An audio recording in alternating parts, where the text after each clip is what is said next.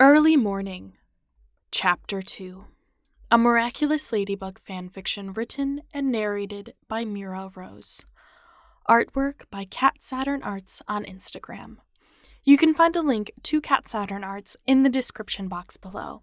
Go give them lots of love, alright folks? If you haven't already, don't forget to tune into the first chapter of this series so that you know what's going on, because, YouTube recommends things in funny order sometimes.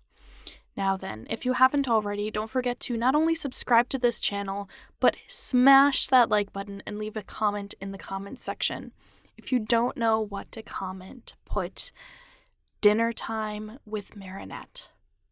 Now then, please enjoy Early Morning, Chapter 2.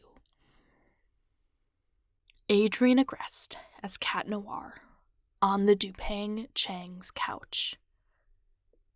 "Hey, will you teach me how to fight?" Cat looked up, startled from his cross-stitch. "Teach you how to fight?" he repeated. "Yeah," Marinette said, sitting down beside him. "I've been watching a lot of videos from the Lady blog, and I don't want you getting hurt." "I won't get hurt, silly. You'd never let that happen to me." She didn't know the guilt that sentence brought him. "Never on purpose," he agreed. "So you'll do it?" He sighed and set his project aside. "I didn't say that." "Come on!" She lounged across his now free lap, her back on his thighs as she looked up and flicked the bell at his collar. "Afraid you'll lose to a former professional?" "These suits do a lot for our bodies," Cat said, trying to pay attention to his words and not her position. Even at the end of it all, no matter how much he didn't deserve them, he still had feelings for her. Crazy, sacrifice-yourself feelings for the girl who playfully bantered with him despite not having a memory of who he was.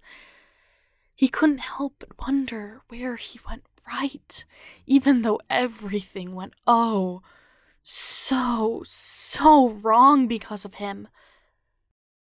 "Yeah, and what about my miraculous? Where did it go?" Cat swallowed and started bouncing his knee so she would get up. He didn't want to answer that. "How much have I told you about Kwamis?" he deflected. "You're avoiding the question again, Cat. Just tell me." He gave her a weary smile. "Soon."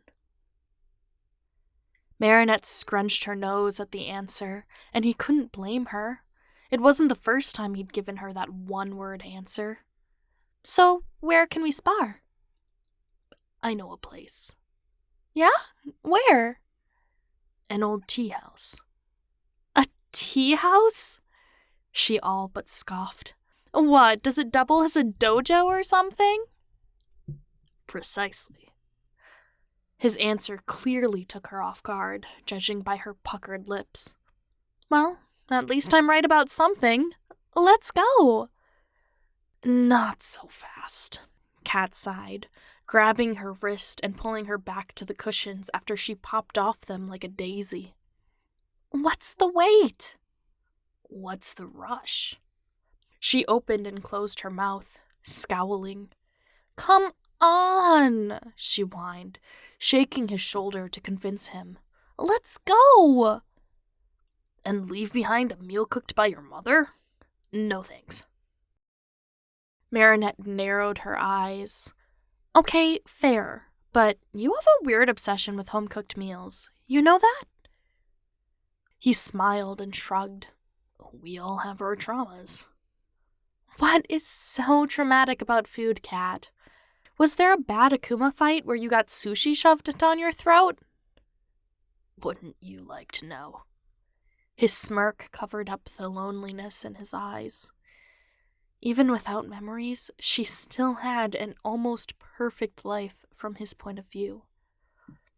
Family dinner warmed his heart and his guilt, as it always did. Thankfully, this was one of the few things left untouched by the Guardian's curse. Her family dynamic, unlike his, hadn't changed. If it had, he wouldn't have been able to live with himself. "So, Kat's going to spar with me tomorrow morning," Marinette said, freezing everyone in the room. "He is?" Tom said, giving him a wary glare. How should he respond? "Don't make it dramatic. We're just working out together." Tom and Sabine exchanged glances, and Kat couldn't blame them. Marinette was a mess when she lost her memories, and that was when her parents learned she was Ladybug, so of course they would worry about her attempting anything similar to the superhero lifestyle. "Just be careful," Sabine added, her voice portraying what her face said. "Of course." Marinette all but rolled her eyes, but Kat found himself jealous of the moment. His father didn't have such pure-hearted concerns for his well-being. He helped clean up dinner, already used to sweeping the floor as a testament of how often he came over these days. Marinette switched to online learning because she'd fallen behind in all her in-person classes, so it was a better way to catch up academically. Kat already graduated, choosing to go online as well when he became the guardian, but he didn't have to redo much of his education.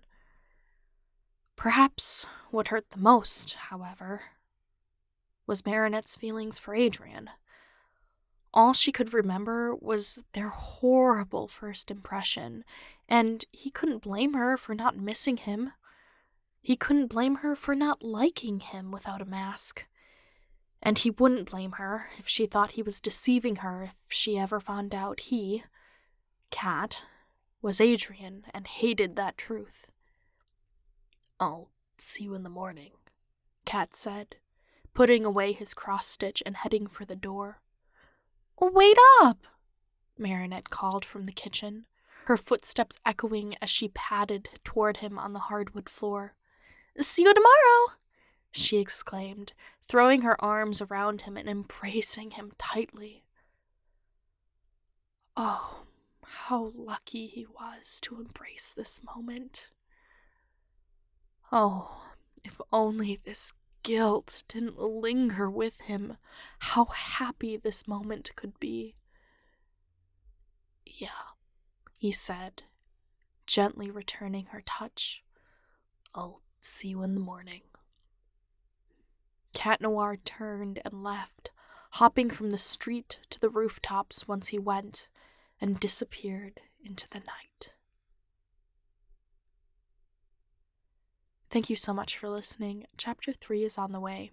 In the meantime, you can check out other videos on this channel for more Miraculous Ladybug fanfiction and content. I will catch you in the next one. Bye! Oh, and if you're still listening, comment Cat Noir's guilt